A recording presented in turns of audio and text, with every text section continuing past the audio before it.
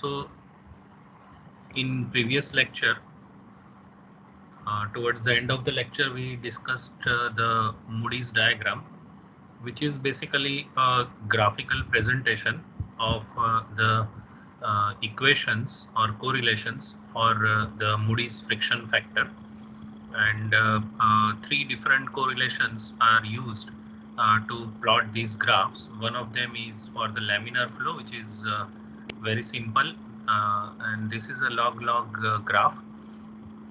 So for laminar flow, it is F is equal to 64 upon Reynolds number, and for turbulent flow, there is one transcendental correlation, and yeah, so that is used for to plot, which also has like provision to put the value of relative roughness. So with the help of that, you can plot remaining graphs. And another alternative to finding the friction factor, Moody's friction factor, is to use the Petukhov correlation. Uh, so that is about finding the friction factor. Now, why is one interested to find friction factor?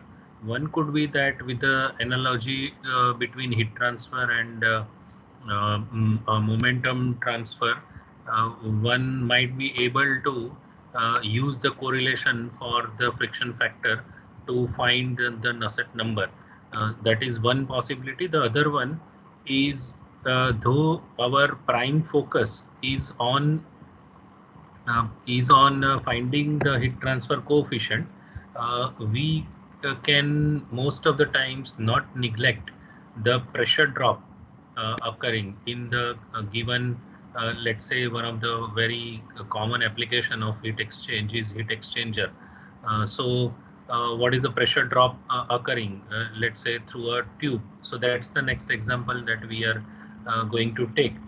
So sometimes when you want to increase the heat transfer coefficient, let's say you make the inner surface of the tube rough to do that, to increase the turbulence, but then the penalty can be that you are also increasing the friction factor, and because of that there is more pressure drop. It means that pumping power will be more, and power carries the cost, so your operating cost will increase.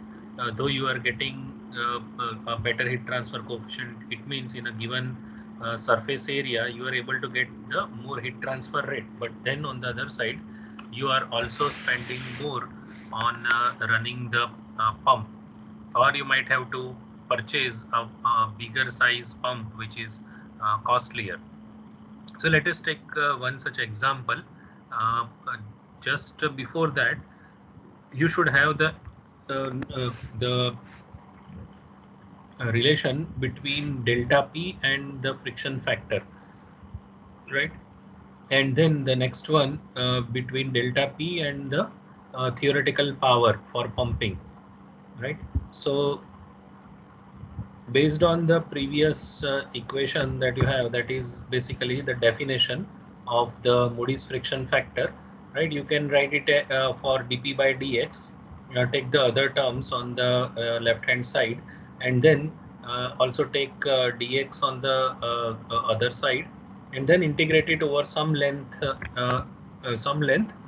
x, or between, let's say, x1 and x2, right? So if that kind of exercise is done here, so you are integrating it between x1 and x2, and at x1, let's say the pressure is P1, and at x2 the pressure is P2. So in that case, you get this equation, that is F into rho um square in upon 2d into x1 minus x2, that is equal to delta P. So with this equation you can get the pressure drop, and in a given length, x1 minus x2, or you can write it as L also. L is equal to x1 minus x2, and then you want to find out the theoretical power for pumping. uh, uh, that you can get by just multiplying delta P with the volume flow rate, right? It is mass flow rate upon density. Let's say density is constant, so it's basically volume flow rate. So this equation can be used to get the theoretical power for pumping. So let us do one such example, and that is perhaps the only exercise that we are going to do for finding the frictional pressure drop. And after that, we will be talking about the thermal boundary layer and the correlation or the characteristics of the heat transfer coefficient in laminar flow, and then the correlations for or what is the number for laminar flow and what are the correlations for turbulent flow, etc. So let us take the example. Yes. So you can note down write down this example. There is a pipe whose inner diameter ID is 25 mm. Right? So roughly 1 inch diameter tube, inner diameter, and let's say it is 5 meter long, and you want to pump 50 liters of water, which is at 30 degrees Celsius. 50 liters per minute is the flow rate that you want. Okay. Now, let's say it's just a straight pipe and all other minor losses are neglected.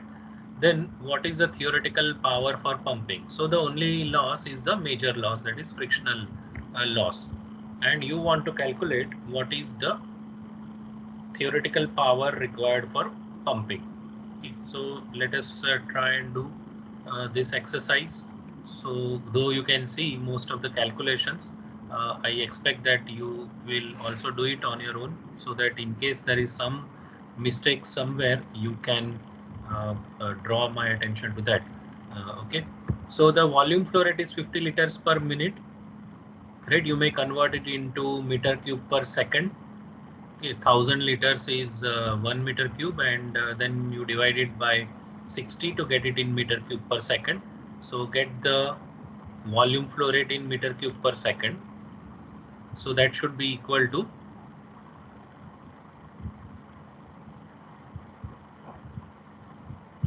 8.333 into 10 raised to minus 4 meter cube per second. So that's the volume flow rate, and temperature of water is 30 degrees Celsius. Why is temperature important? You are going to read the properties of water at 30 degrees Celsius.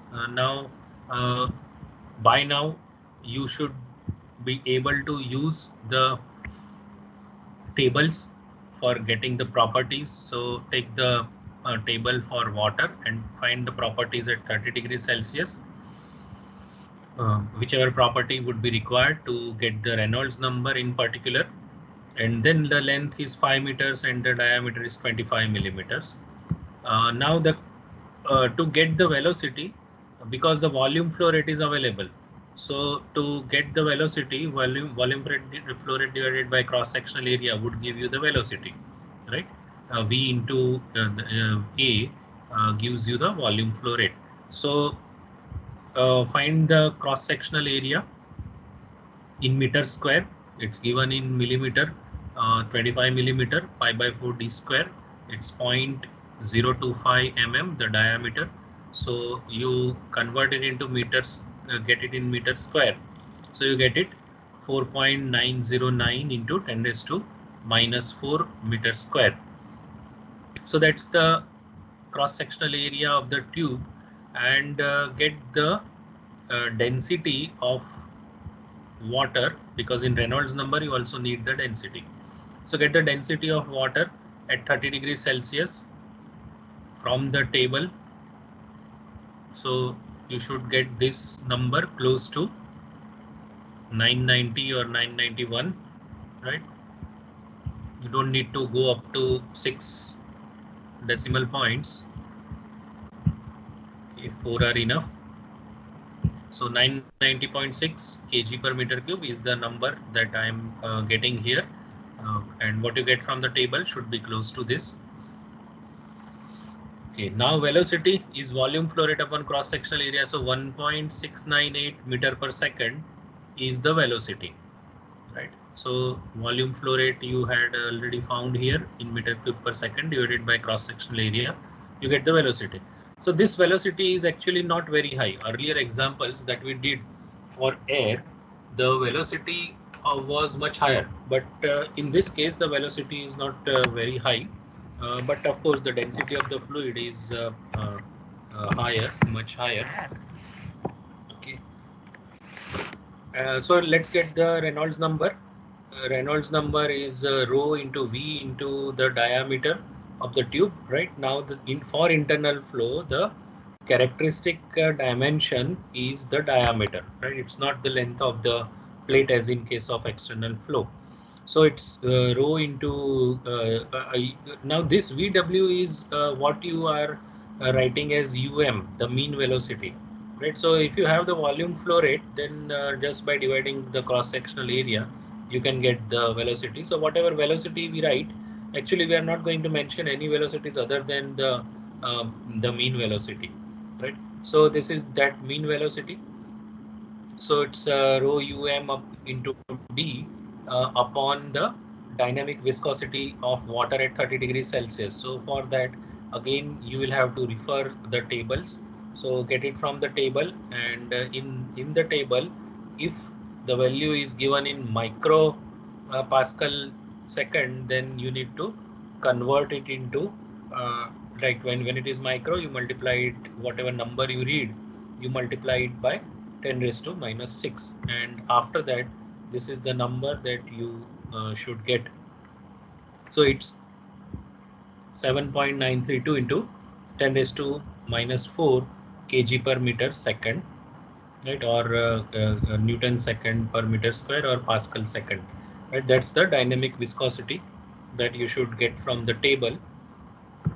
So now from that you calculate the Reynolds number, and you should get the value of Reynolds number somewhere around 53,000, right? 50 here it is 53,006.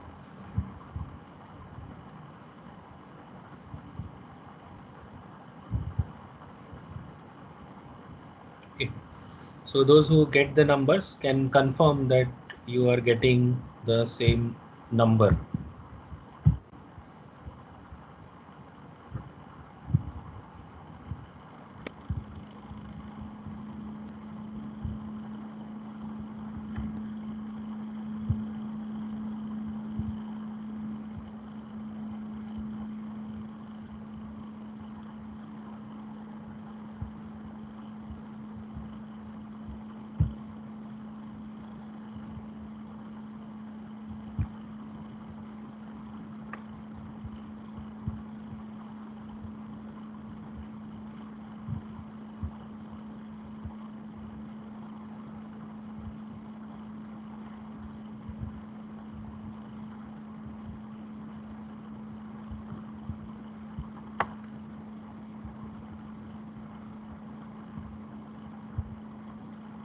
So always keep the property tables with you.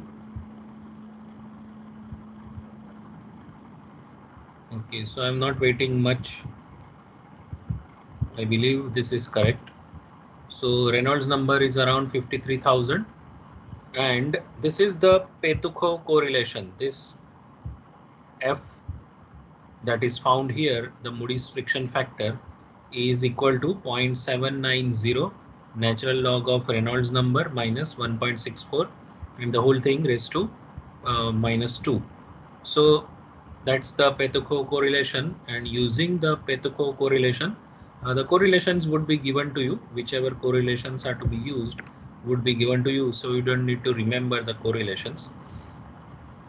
So this F friction, Moody's friction factor, is coming out to be 0.0207. Okay, now how much is the pressure drop, right? So I read that is given here, right? It is actually delta P. So delta P is equal to F into rho into square by 2d into the length of the tube, right? So with this formula you get the pressure drop for this 5-meter length, pressure drop for this 5-meter length. So you are getting it somewhere around 5.904 kilopascal. 5.904 kilopascal. Okay. So that is, if you convert it into inch of mercury, then it's around 1.744 inch, and in terms of millimeters of water column, it would be around 602 millimeters of water column. So again, why are we interested in finding the pressure drop? Because pressure drop is responsible for some pumping power. So what would be the higher the pressure drop, higher the pumping power required. So you don't know the efficiency of the pump, but at least you can find out the theoretical pumping power required. So that would be given by the volume flow rate into pressure drop, right? Delta P into the volume flow rate. So volume flow rate is already known from here, okay, and PW, the pressure drop, is also available. So you get the theoretical power. No, it's not necessary to convert it into other units, right? I'm showing it in multiple units just to, like, in practice, different units are mentioned, right? So you like should be familiar with different units. That's the only reason why I have shown it uh, for in different units. But yes, you should know the basic important SI unit that is generally used, and you are expected to write it in that unit, right? Okay, so no need to convert it and show it in. This is just for your like giving you exposure to the different units that are used. Okay. Yeah. So what is the theoretical power required volume flow rate into delta P? So that's 4.9 watts. 4.9 watts, right? So that seems to be a very small number, right? The actual one that you use may not be that small. One thing is that the tube is actually not very long, 5 meter length. The second thing is that the velocity is not very high. Okay, and then this is for smooth tube, right? So it is not taking the roughness of the tube into account. If roughness is taken into account, then you will have a different number. And again, then the efficiency of pump and efficiency of motor would come into picture, right? So in practice, you won't be using such a small pump, but at least this gives you some estimate of the theoretical power required, or the effect of delta P on the on the pumping power. So that was the purpose of solving this example. Now let us go back to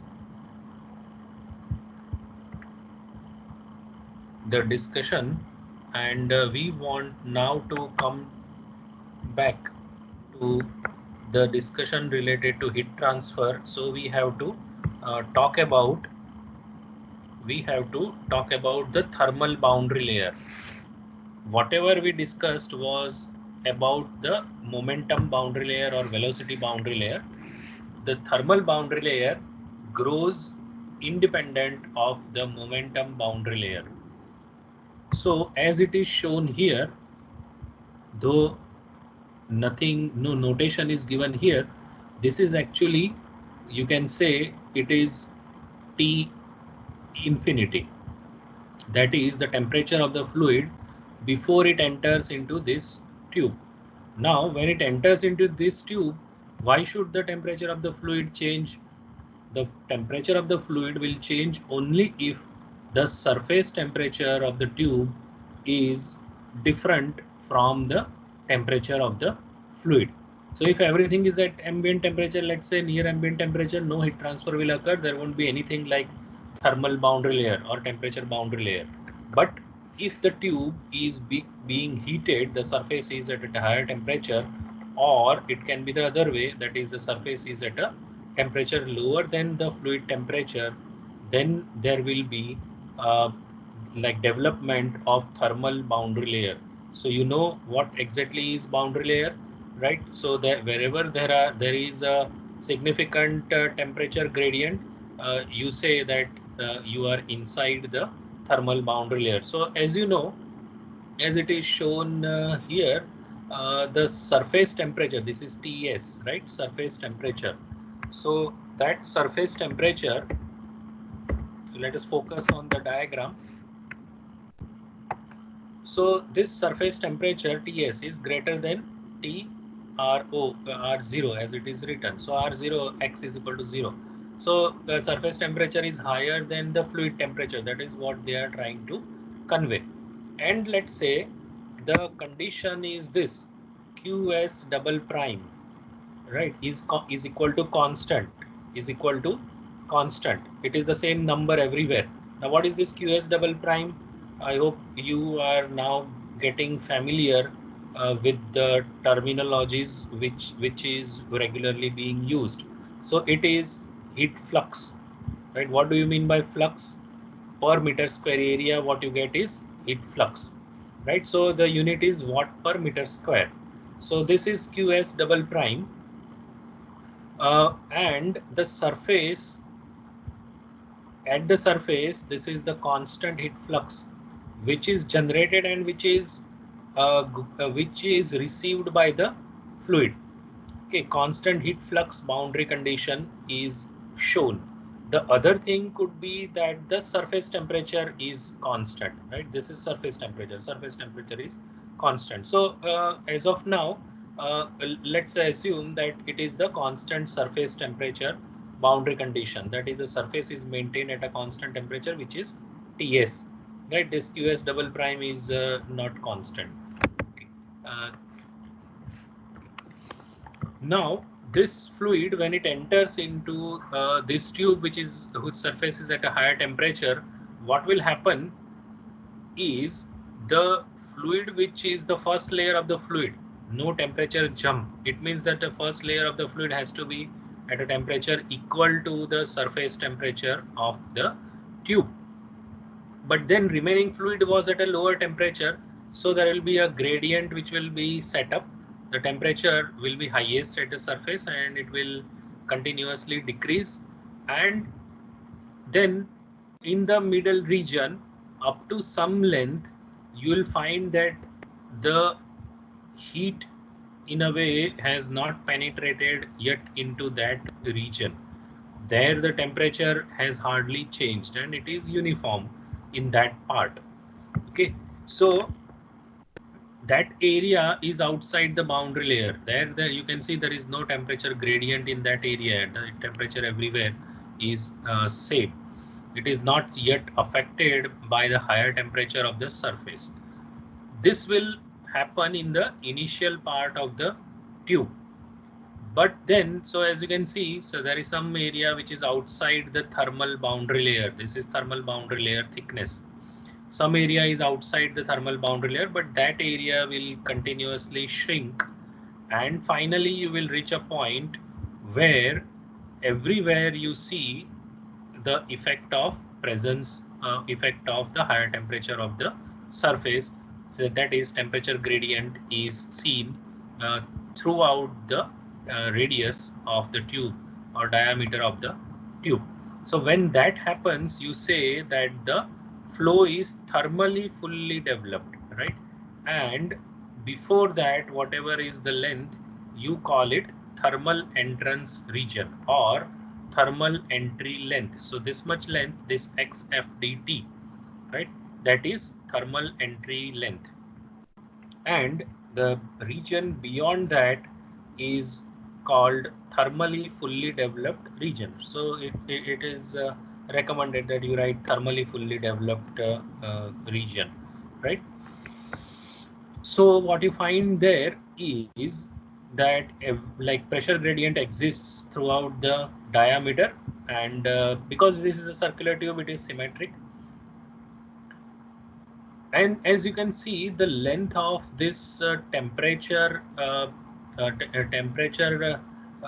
value is going on increasing as you find, like you are drawing it at this cross section and you are drawing it at this cross section. So you can see that this length is more than this length, right? So these are the important points which have to be observed and which have to be presented, and that reflects your understanding. If you don't show this, if you don't show this to be longer than this one and don't show this to be longer than this one, it shows that you have not understood the phenomena. Now why should this be like this last one should be longer than this one? Because there is continuous input of heat into the fluid. So obviously, as we will talk about, the bulk temperature increases, but also the temperature, local temperature at a given value of, let's say, radius, would also go on continuously increasing, right? So that's the reason why you show it like this. Now you are saying that beyond this point, the flow is thermally fully developed.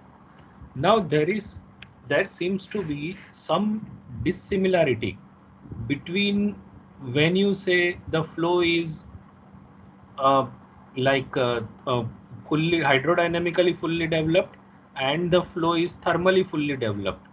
When you said it is hydrodynamically fully developed, the velocity was not a function of x. Okay, I hope you recall that. The velocity is still a function of radius. It varies throughout the radius, but it does not remain function of x when you talk about the fully developed flow.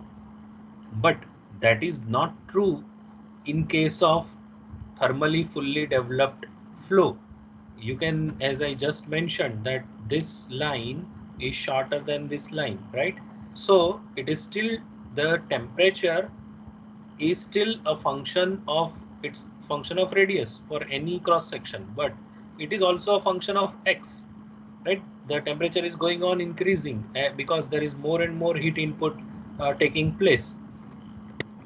Then what is the definition of thermally fully developed flow, right? In previous case, you can say that du by dx is du by dx or like u is not a function of, or u is a function of only r, and u is not function of x. So du by dx should be equal to 0, right? The partial differentiation should be equal to 0, but here that is not true. But then you should also be mathematically be able to write some expression for telling that this is the condition. If this condition is satisfied, then the flow is thermally fully developed. Right, so we'll talk about that. I think that would be there in the next slide. But just before that, the definition of Reynolds number, it's the same as what was shown for in previous diagram for the hydrodynamic development of the flow. Critical Reynolds number value still same.